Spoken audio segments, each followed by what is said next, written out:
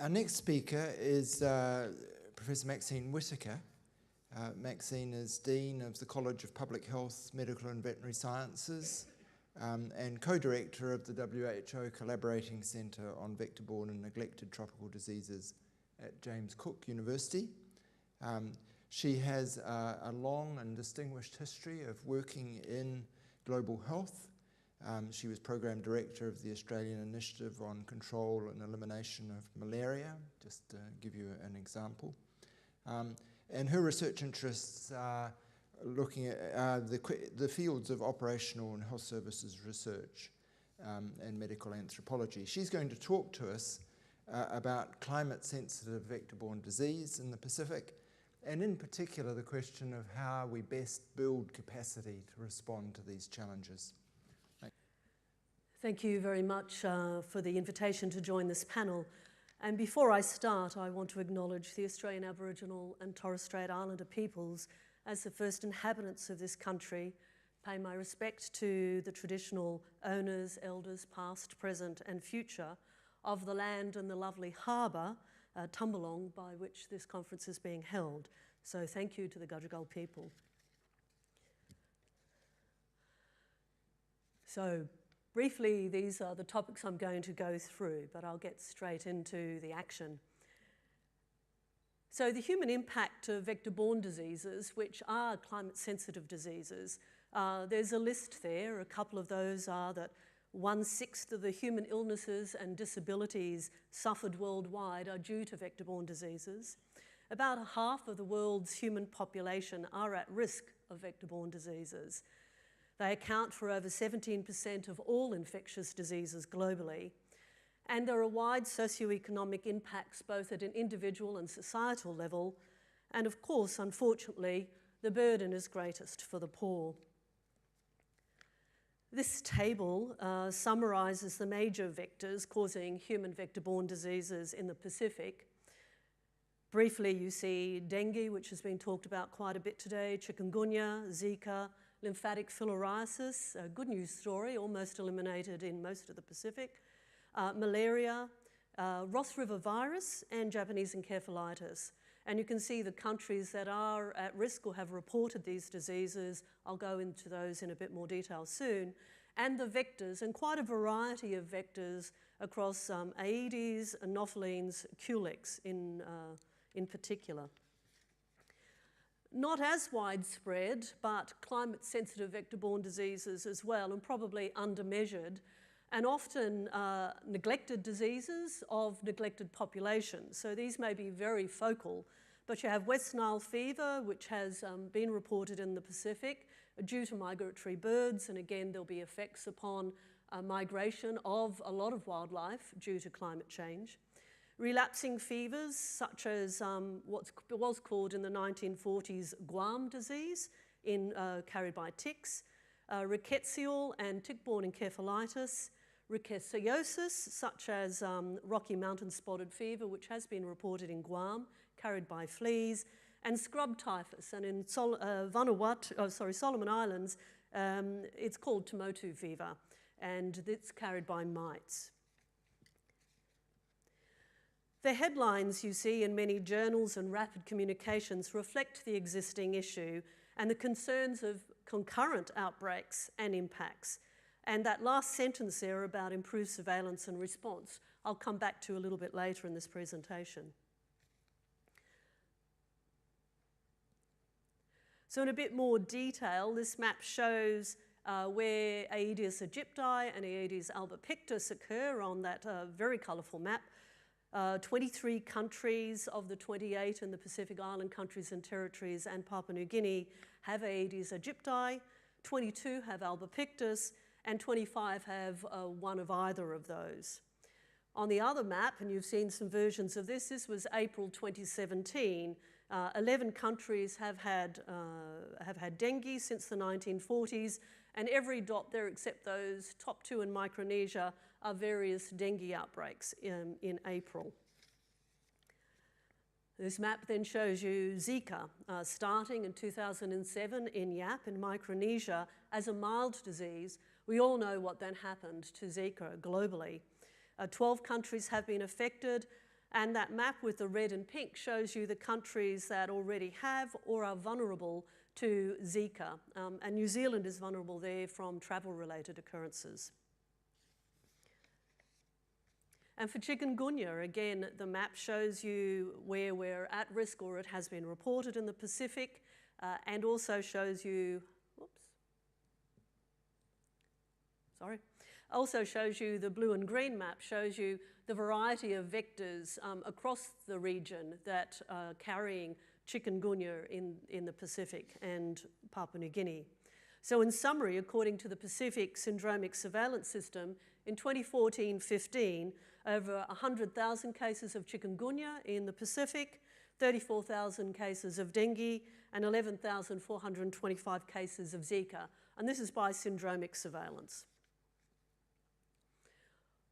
All the diagrams showing the pathways describing climate change effects on health show these changes in vector, pathogen, host relationships and in infectious disease around their geography and seasonality.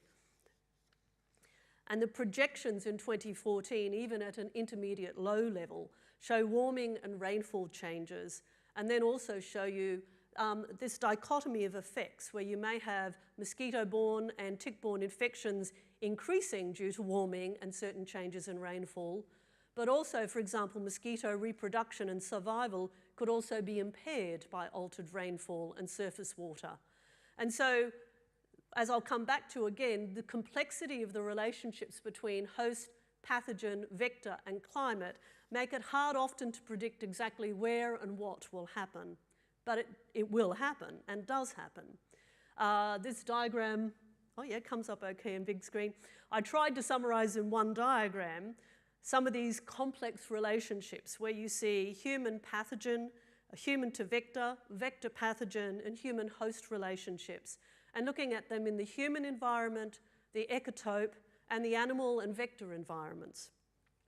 The distribution and abundance of vector organisms and intermediate hosts are affected by physical factors like temperature, precipitation, humidity, surface water, and winds, and biotic factors such as vegetation cover, water cover, host species predators, parasites, and human behaviour and response. All aspects of insect vector dynamics, including ecology, population fluctuations, geographical distribution, and disease transmission, are inherently linked to climatic conditions. By changing host vector distribution range, population density, and prevalence of pathogen infection, climate change will likely affect vector-borne diseases and further exacerbate its global and Pacific burdens. Temperature, rainfall, and humidity are of particular importance to vector-borne diseases. Temperature affects both the vector and its predators and pathogens. Temperature influences pathogen behaviour by modulating maturation and replication of infectious organisms within its vector. An increase in temperature is associated with increased pathogen replication, a decrease in incubation period, and enhanced transmission. However, if mean temperature is close to the physiological tolerance of the pathogen, any further increase may decrease pathogen survival. Vectors are also influenced by an increase in temperature and warmer environments, decreasing vector breeding time. And climate changes around vegetation and water cover, animals as reservoir behaviour and contact with humans, and human behaviour and response are other variables in this complex web. Briefly, this diagram just demonstrates some of those temperature range issues upon survival and development. In the top one, you'll see malaria, Plasmodium falciparum, and you'll see that at 23 days survival, development time at 20 degrees Celsius, but 9 to 10 days of it developing at 30 degrees. And also it becomes infective sooner when warmer. With dengue, in the bottom one there, you see that temperature affects viral attachment and cell infection, shorter incubation periods, increased infection rates, and faster dissemination of dengue. In the 2002 risk assessment for climate change on human health in Australia and Oceania, the late Tony McMichael and colleagues noted the following: the health impacts of climate change will be strongly influenced by the extent and rate of warming, as well as local environmental conditions and social behaviours, and the range of social, technological, institutional and behavioural adaptations taken to reduce the threats. And they went on further to say, some individuals and communities are likely to lack the resources required for adequate response. Remote Aboriginal communities, people on low incomes, elderly people, and many Pacific Island countries will be most vulnerable. Oops, sorry, going backwards. Wrong button, big green button. So, what are the challenges? There are many health challenges, some of them you've heard. Huge, still existing problems around infectious diseases, maternal and child health in many of the countries in the Pacific, but also the epidemic of non-communicable diseases. These countries have low economic bases, and Colin's already identified the impact of disasters upon those as well. You have large territorial areas with limited communication infrastructure and logistic constraints. Health system capacities are also a problem. Pacific Island countries and territories struggle to comply with the core capacity building capacities required for the international health regulations. And many find them too complex, and many partners find many parts of them irrelevant. Workforce numbers and distribution levels are a problem. So you see on this graph just some of the statistics. You see there Papua New Guinea has 0.6 nurses, midwives and physicians per 100,000 population. Just a brief shot at some of the struggles in the health systems in these areas. Data quality and timeliness is a problem. Laboratory surveillance is also a problem. And there is a limited One Health capacity. But there are strengths and opportunities, resilient communities and social structures that actually help early warning systems from a community base. You have many partners, including the SPC, many governments there that you see. There's a Pacific Public Health Surveillance Network that's been developed, which has a series of laboratory, epidemiological and infection control networks. There's a data for decision-making program that the SPC's developed and accredited by the Fiji National University, and other groups such as the PAC Health and the Pacific Outbreak Manual that was developed. So the core public health competencies for an effective response to vector-borne diseases, emerging, re-emerging or evolving, are these public health responses, surveillance, lab capacity, outbreak response, and then the infrastructure of workforce capacity and competency, information and data systems, organisational and systems capacities. For the international health regulations, there's some of the requirements there. 6 countries in 2015 were assessed as having gaps in those core critical areas. And it's been noted globally, as well as very severely in the Pacific, that there is a lack of expertise in entomological capacity, and we face an extreme shortage of entomologists globally and in the Pacific. So what can we do? We can support capacity building efforts commenced by Pacific Island countries and territories and partner agencies. We can be advocates for resourcing these efforts.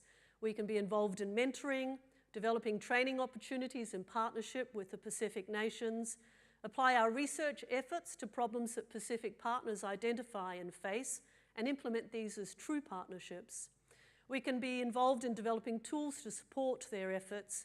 We can be innovative in the way we provide continuing professional development opportunities and our personal actions around climate change. To address this complex relationship between climate change and vector-borne diseases, we need flexible, adaptive, resilient health systems and Pacific neighbour partnerships to cope with the changes in direction which, in many ways, are unpredictable. Thank you.